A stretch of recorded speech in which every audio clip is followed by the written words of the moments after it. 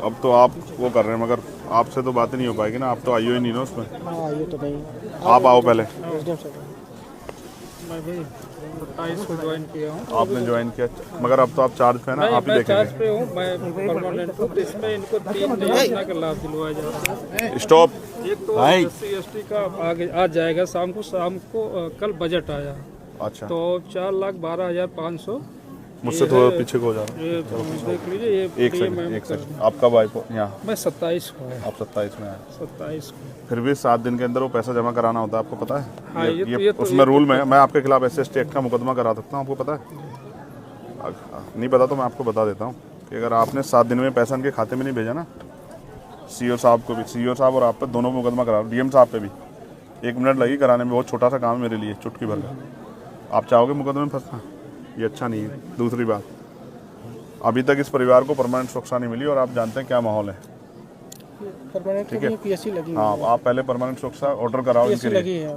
ठीक है, PSC ठीक है, अच्छी बात है लगी, लेकिन परमानेंट सुरक्षा का ऑर्डर कराओ। ये कहीं जाएंगे तो क्या करेंगे? कहाँ जाएंगे? PSC बंद के बैठ जाएंगे? इनके बच्चे क्या स्कूल नहीं जाएंगे क्या? हमारी ये जिम्मेदारी है कि यहाँ सुरक्षित माहौल बने। वो कैसे बनेगा? वो तब बनेगा जब हम इसको प्रशासन के माध्यम से। यस, और वो नहीं बन रहा है। आप इस बात को समझ सकते हो, मैं इस बात को समझ रहा हूँ और आप भी समझ लो, नहीं बन रहा है वो।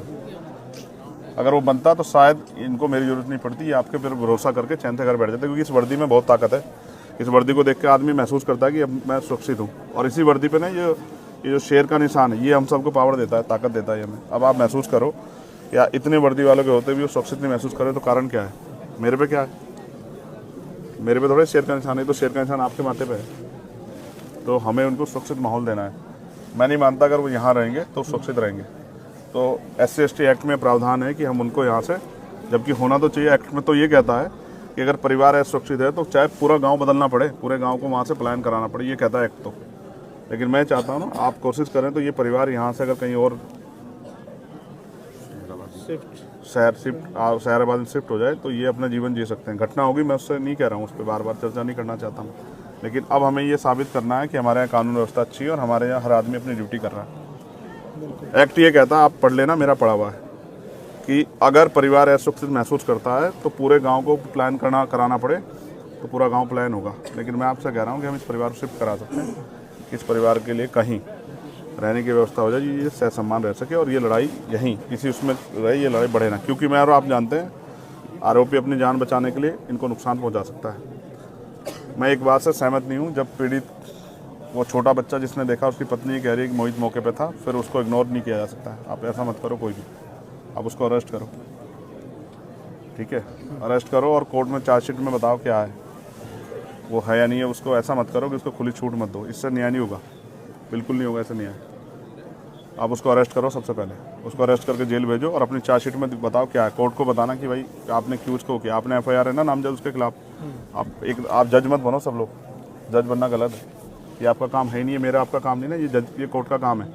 अगर ये हत्या किसी दलित के बच्चे ने कर दी होती ना, तो आप तो पूरे परिवार को चौराहे पर ला देते। पुलिस में जानता हूँ अच्छी तरह से, ठीक है, उनके मकानों पर बुलडोजर चल जाता। मैं नहीं चाहता किसी घर बुलडोजर चले, मेरे उसके परिवार से कोई लड़ाई नहीं। लेकिन आप मोहित को अरेस्ट करो, जब वो उसकी पत्नी कह रही है, वो आई विटनेस है ना, उसका बेटा भी, वो भी कह रहा 12 साल का कि वो मौके पे था। तो आप कोई फैक्ट पे मत जाओ, अभी फैक्ट आप कोर्ट में पेश करना, उसकी बेल के टाइम दे देना, उनकी मदद कर देना, मुझे कोई दिक्कत नहीं है। लेकिन अब आप उसे गिरफ्तार करो।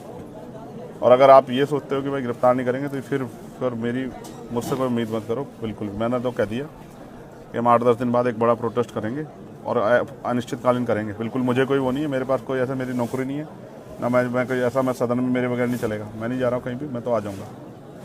आप तय कर लो अपने, उससे मैंने आपको बता दिया 2 चीज़ें। एक, आप लाइसेंस की व्यवस्था कराओगे उनको, आर्म्स लाइसेंस उनका बनवाओगे, ये दोनों बच्चों का, ये इनका राइट है। 2 भाई हैं ये, दोनों भाइयों, क्योंकि इनको तो खतरा है ना, इनको तो चाहिए आर्म्स लाइसेंस। मुझे और आपको थोड़ा चाहिए, जिसको खतरा उसी को जरूरत है ना भाई। आर्म लाइसेंस किस लिए? उसी के लिए ना जो जिसको खतरा है सुरक्षा में। तो जिनके भाई की डेथ होगी और जिनके परिवार में पहले से भी, मैं पहली घटनाओं पर नहीं जा रहा ना कि वो संदिग्ध मान रहा हूँ मैं उनको, लेकिन उनको तो अभी तो उनका ताजा हुआ है ना, और उनको धमकी मिल रही है। कौन है वो? विजय सिंह, क्या नाम बता उसका? विजय सिंह जो धमकी दे रहा है, ये क्या बात हुई? क्यों शर्मा जी, ऐसे धमकी मिलेगी तो फिर पुलिस का क्या फायदा? उसको कहो ना धमकीबाज को, हैसियत में रहना। क्या हो गया कि मर गए क्या लोग इस देश में? क्या नाम है उसका? विजय सिंह। वो पहले भी कई बार जेल वेल गया, ये उसकी बेल वेल कराता तो जेल गया है। ऐसा मत सोचो ना, ये ऐसा माहौल मत बनने दो ना आपकी वर्दी पे साख पे बात आ जाए, ऐसा क्या होगा? आपके लिए भी जाति में मायने रखती है? मुझे तो नहीं लगता मायने रखती है, बिल्कुल नहीं रखनी चाहिए। जब आपने वर्दी पहन ली और आप उस कुर्सी पे बैठ गए तो कोई जाति नहीं हो सकती है। कोई जात नहीं है। तो इसलिए आपसे कह रहा हूँ, एक तो उसको विजय को समझाओ कि अपनी हैसियत में रहे, उससे बाहर ना जाए। अगर वैसा मन हो तो फिर ये खराब हो जाएगा, और हम किससे कमजोर नहीं है, ये बात अच्छी तरह समझ लें। और हमने कई बार, राजीव हमारे यहाँ रह गए, वो जानते हैं, हम उसमें पढ़ना नहीं चाहते, बिल्कुल कह रहा हूँ, बिल्कुल। लेकिन अगर बच्चों पे आँच आ गई ना तो मुझसे नहीं बुरा होगा कोई, ये बात आप सोच लेना। नहीं। अगर आप किसी ने मुझे बताया ना, मैं इनसे मैंने दे दिया नंबर, इनको टच में रहूंगा। अगर इन्होंने कहा धमकी वो दे रहा है तो फिर मैं यहीं आके बैठ जाऊंगा, निश्चिंत मैं नहीं जाऊंगा, मेरा घर है। फिर आप अपने आप संभालना। प्रॉब्लम नहीं कि वो हम देख लेंगे इनको, बिल्कुल निश्चिंत रहिए। एक इनका पारिवारिक लाभ अलग कर दिया गया है, ठीक है। एक जो है मुख्यमंत्री बाल सेवा योजना, ठीक है, वो कर दिया गया, वृद्धावस्था पेंशन कर दिया गया। और आप रहने वाले कहाँ के? मैं अम्बेडकर नगर का हूँ। Very good. मैं आपसे रिक्वेस्ट कर रहा हूँ, आपकी कलम में बहुत ताकत है, और डीएम साहब से मैं कहूँगा, एक तो इनके लिए पेंशन का प्रावधान है, इसकी माता जी के लिए, वो पेंशन का प्रावधान आप कर सकते हैं, जबकि इसमें कल ही चर्चा हुई है। हो गया। आप भी जानते हैं ना भाई, कल से पहले चर्चा नहीं हुई ना। 27 को ज्वाइन किया तो मुझे पता चला, तो मैं फिर आकर एक्टिव किया। आप महसूस करो ना, कल ही इनसे आधार कार्ड मांगे ना, ये नहीं हुआ है। देखो, अगर आप ही सब लोग अपने आप सही कर देते ना तो मेरी जरूरत नहीं पड़ती। क्या करेगा चंद्रशेखर? मैं भी आपसे कहूँगा ना भाई, मैं किसे कहूँगा? तो नहीं हुआ, वो सच बात बता रहा हूँ, नहीं हुआ, उस तरह से नहीं हुआ। हो सकता है कोई दबाव को प्रेशर हो। आधार कार्ड ज्वाइंट खाते के लिए मांगे गए बच्चों कल वो सबसे पहला वो है, वो एक्ट का हिस्सा है, वो हमारी ताकत है। पहले आप ये बताओ, ये लड़ेंगे कैसे ये अपने भाई? अगर वो बेल के लिए हाई कोर्ट चला जाए, यहाँ उसको बेल ना मिले 302 में, वो हाई कोर्ट चला जाए, तो ये हाई कोर्ट जाके उसको अपोज कैसे करेंगे आप बताओ? उसमें चिन्हित भी करा दिया उसके बाद को, यहीं से जल्दी उसे सजा कराने का भी प्रोसेस चल रहा है। नहीं तो उसको ना फास्ट ट्रैक कोर्ट में हम लेके जाएंगे, तब वो होगा। लगवा दिया है, ठीक है, और जल्दी से जल्दी उसको मैं ये बात आपसे इसलिए कह रहा हूँ, ऑपरेशन कन्विक्शन चल रहा है, उसमें उसको करा दिया गया। सीरियसली कह रहा हूँ। जब मुख्यमंत्री से बात करते हैं हमें बड़ी खुशी होती है कि भाई ये न्यायप्रिय प्रदेश बन गया, कानून व्यवस्था अच्छी। और जब ऐसी घटनाएं होती है और उसमें अधिकारी कर्मचारी का रोल ऐसा होता है ना, तो बहुत अजीब लगता है कि क्या दलितों के लिए, मैं नहीं कह रहा था वो, मगर ये सच है, कहना पड़ेगा, क्या दलितों के लिए कानून अलग है क्या इस देश में? नहीं, वो तो संविधान से ही चलता है। तो संविधान फिर ऐसा कैसे? मैं तो देखता हूँ ना सब चीज़ों को, मेरे पास सारी घटनाएं आती है, मैं जाता नहीं हूँ। मैं इसलिए नहीं जाता कि इसका परमानेंट सोल्यूशन ढूंढ रहा हूँ मैं, इसका परमानेंट सोल्यूशन जाना नहीं है। तो मैंने आपसे मांग रखी, एक, मैं ये नहीं कह रहा हूँ कि आप खेती के लिए पट्टा दें, जबकि वो प्रावधान में, क्योंकि इनके पास ज़मीन है, मैंने उनसे पूछा, तो मैं उसके लिए नहीं कह रहा हूँ। मैं आपसे ये कह रहा हूँ, एक, इनके लिए आर्म्स लाइसेंस। दूसरा, अगर हम इनको यहाँ से शिफ्ट करा दें, ये एक्ट का पार्ट है, और अब आप पे बजट भी आप इस कर सकते हैं, ठीक है। दो, तीसरा, एक सुरक्षित माहौल उनके लिए, सुरक्षा व्यवस्था, क्योंकि बच्चे छोटे स्कूल जाए, उन पर क्या गहरा असर पड़ रहा होगा, उनका स्कूल बंद हो गया। कभी तो उनके मन में आएगा ना 2-4 दिन में कि हम स्कूल क्यों नहीं जा पा रहे, उनकी माँ क्या कहेगी? तो उत्तर प्रदेश में कानून व्यवस्था ऐसी कि आप जा नहीं सकते क्योंकि मर जाओगे। ये तो आपकी साख पे सवाल खड़ा हो जाएगा। फास्ट ट्रैक कोर्ट में मुकदमा और परिवार को मुआवजा सरकार दे तो बहुत अच्छी बात है, हम तो करेंगे, हम लोग आपस में मिलकर करेंगे, हमने तय कर लिया। जिस दिन हम बड़ी पंचायत बुलाएंगे उस दिन हम करेंगे, चाहे हमसे जो भी जुटे वो हम करेंगे। मैं आपको नहीं कह रहा, लेकिन आप चाहो तो कर सकते हैं। ये दुआएं देंगे सब लोग आपको कि भाई किसने हमारी मदद की। देखो, बाप कुछ भी हो, चाहे मिट्टी का हो, लेकिन वो अपने बच्चों को किसी आगे हाथ नहीं फैलाने देता। वो कोशिश करता है कि वो उनकी सारी लड़ाई लड़ दे। 2 छोटे-छोटे बच्चे हैं, क्या उनकी शादी कौन करेगा? जब वो उनकी शादी को समय आएगा, आप और मैं कहाँ होंगे पता है थोड़ा, और कौन जिंदा रहेगा कौन है ये भी नहीं पता ना। लेकिन वो बाप था ना, वो सब कुछ कर लेता, चाहे वो कैसे करता, लेकिन वो कर लेता। लेकिन ख़त्म कर दिया ना सब कुछ। तो इसलिए आपसे कह रहा हूँ कि आप कोशिश करो कि ये सब चीज़ें हों। उनकी पेंशन की व्यवस्था, इसकी व्यवस्था, पेंशन की तो हो गई, पेंशन होगी, पेंशन का हो गया, SC ST वाला, ठीक है। उसमें चार्जशीट लगा के, चार्जशीट में दाखिल करोगे तो उनके बाकी पैसे, ठीक है, ठीक है। अब इनकी असला का लाइसेंस, ठीक है, एक इनके लिए परमानेंट सुरक्षा। और क्या बचा, किस पे चर्चा की थी मैंने, क्या कहा था तुमसे? बच्चों उसके लिए 2500 रुपए के लिए वो शिक्षा जो है तो मिलेगा, वो कर सकते हैं। मैंने एक डीएम साहब से कराई थी उनके बच्चों की, हाँ, 2 बच्चों को मिलेगा 2500 रुपये पर मंथ। हाँ है वो 2500 रुपये का प्रावधान है एक बच्चे का। 3 में से 2 का होता है वो। मैंने कराया, मेरे अच्छी तरह, आगरा में एक डीएम थे, उन्होंने, बहुत अच्छे डीएम थे, उन्होंने मुझसे बात की और उन्होंने करा कर दिया, ठीक है।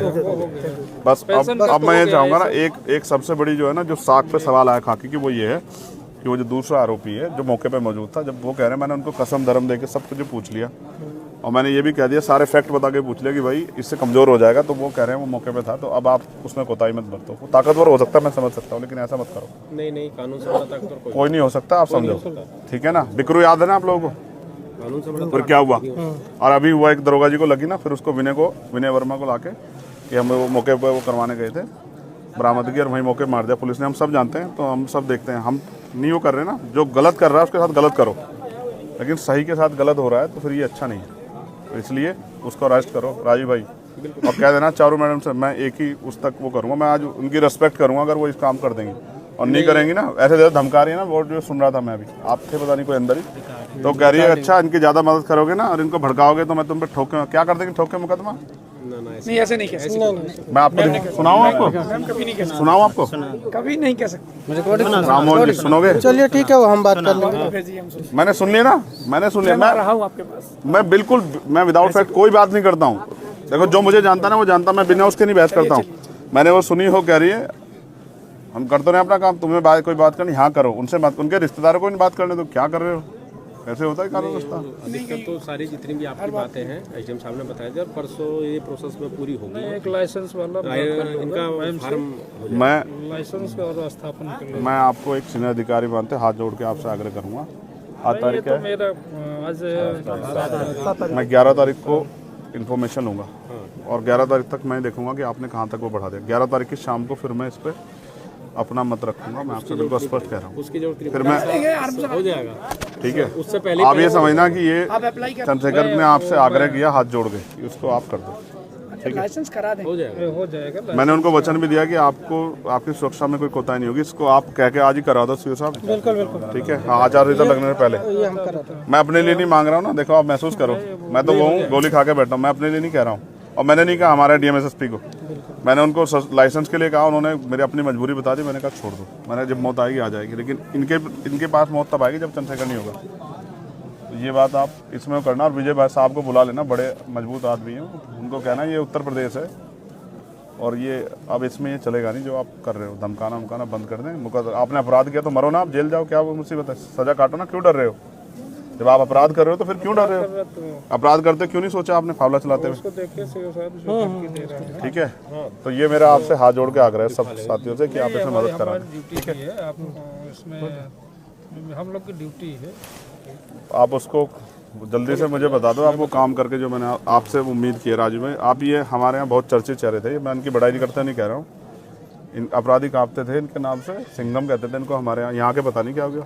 यहाँ भी है, यहाँ भी सर सिंघम, यहाँ भी है सिंघम। दिख नहीं रहा ना मेरे आने से पहले हो जाता तो मान लेता कि भाई वही थे। मैं ये क्षेत्र है, आप रहेंगे राममोहन जी हमारे यहाँ, मैं भोपाल में रहा हूँ, समंदा जी वाले में मेरी आपकी बहुत मुलाकात है, 2 साल लगातार भोपाल। देखो आप कितने अच्छे, देखो वहीं रह के आना हमारे यहाँ, कितना अच्छा है। यहाँ थोड़ा सा दिक्कत है, ना कोई दिक्कत नहीं, कोई दिक्कत नहीं है।